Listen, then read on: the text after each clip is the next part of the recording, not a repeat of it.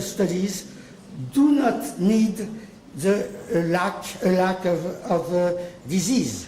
This has to be very clearly said by physicians. So we need to examine patients to make biological tests. This is what we have done. The most important approach we had first is to try to investigate the brain blood flow in these patients. And we use what we call the pulse echo Doppler, which can investigate the blood circulation in the brain. This is a normal scan in, for patients. You see that this is colored in red or, violet, I don't know, or orange. Okay, this is normal. And now, what we see in patients with electromagnetic field intolerance. This is colored with blue and yellow, and you see it's not normal. It's a type of flat scan we can get in these patients. That means that there is no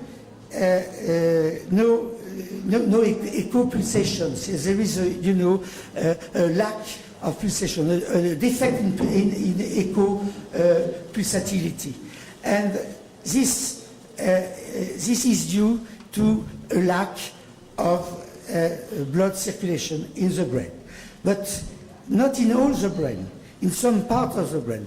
This echo Doppler, pulse echo Doppler, has been done in the temporal area. It's a frontal, analysis, and this is done, in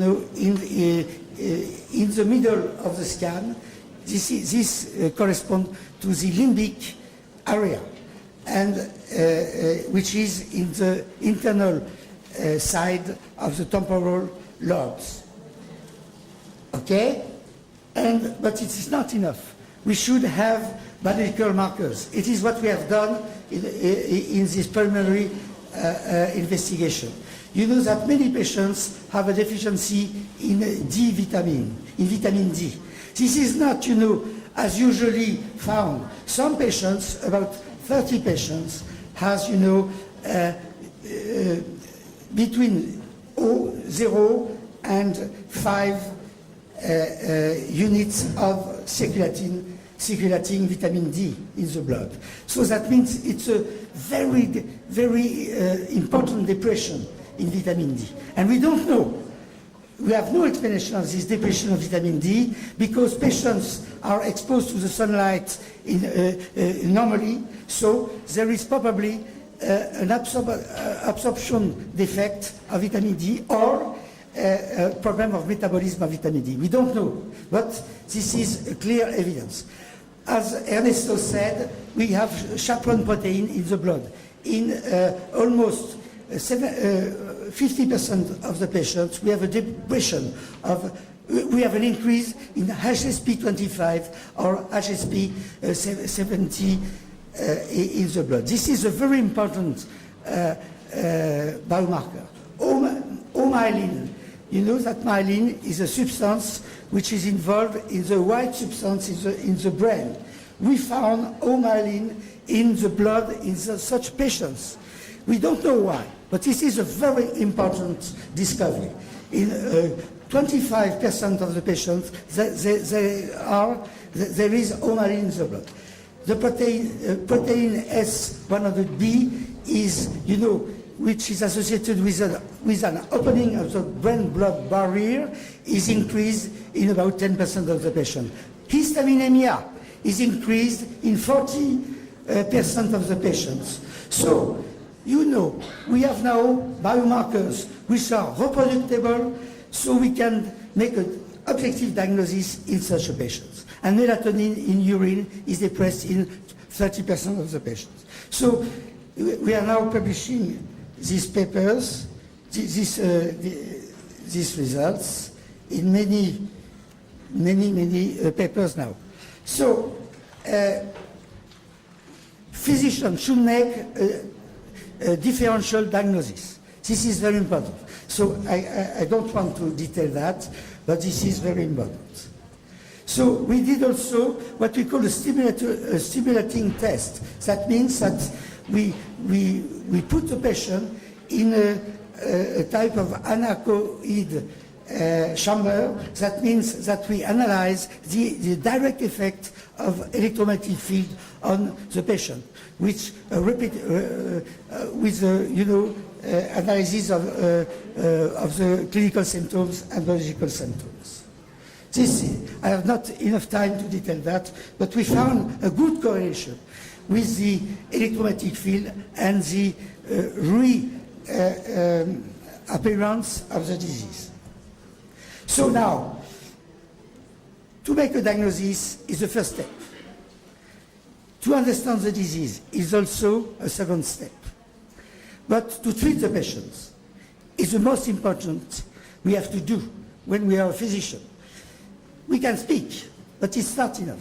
And all our work, we are focused on how to treat the patients. And now we have set up a good treatment, a treatment this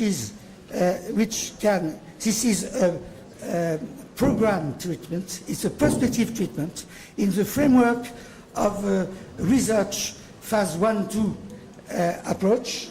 So it is clear that we are now publishing the treatment, but we have so many papers to publish that it takes time. First, the treatment, you have to consider that the treatment is efficient for the tolerance. That means that the treatment suppresses the clinical symptoms in 60 to 70% of the cases. And we have a sufficient number of patients to state these results. But don't forget that the treatment at the moment is unable to suppress electro-hypersensitivity, as I described to you a few minutes ago. So we cannot suppress electro-hypersensitivity. So practically the patient is improving for clinical response, for clinical symptoms, but he is always sensible to electromagnetic field. So we have to associate to the treatment obligatory protection.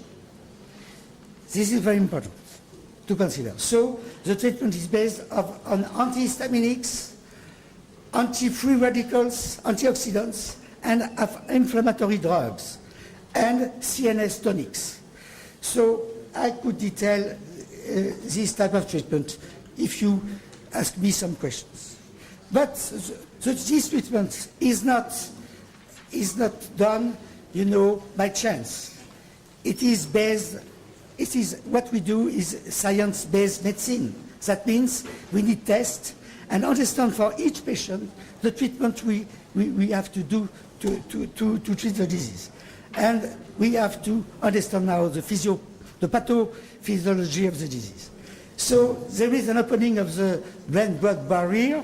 This is not new. This is due to this has been proved by many research. How to explain the histaminemia, which is increased in the blood. You know that histamine is not able to enter the blood-brain barrier, but can be synthesized by mastocytes in the framework of neuroinflammation, and by neurons. Neurons are able to synthesize histamine. So this is the first, explanation we can have, and this has been done with Ole Johnson in Sweden. We are working with him also.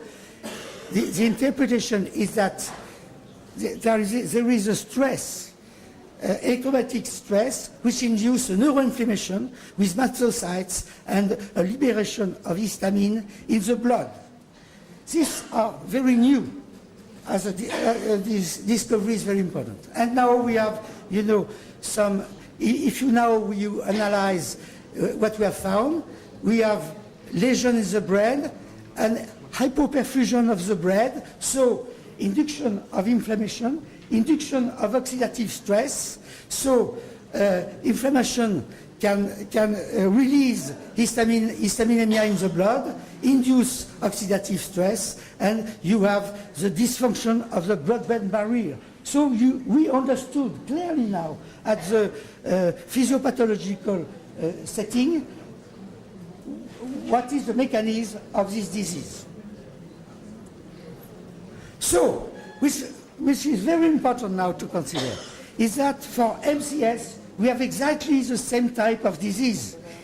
We have only to replace electromagnetic fields by chemicals. It is exactly the same disease. It's a reason that we treat MCS as well as HSS-associated patients by the same protocol, and we get the same good clinical response. 60 to 70% of the patients can be improved. So this is a renencephal. This is what I said to you, which is the Okay. This is only to say to you that 60% of the patients had also dental metal in the mouth, so we have to treat them. For susceptibility, we know now that there are some magnetosomes, which are some, which can explain innate susceptibility. And I just want to conclude by the risk of these patients is not only cancer, but Alzheimer's disease. So we have to treat as soon as possible these patients to avoid the risk of Alzheimer's disease. And we have a good result, is that we recover completely a normal pulse echodoppler. So that means that we restore completely the blood flow in the brain, which is very important. So my conclusion is, that we are also, as physicians, to consider the social problem with these patients, which are, out of the society at the moment. But my conclusion is to say, I hope that we could improve the situation of these patients. And at the moment, 60 to 70% of the patients are with the clinical symptoms in the regression. For some patients, a complete regression. For others, is incomplete regression, but partial regressions. And they can recover some social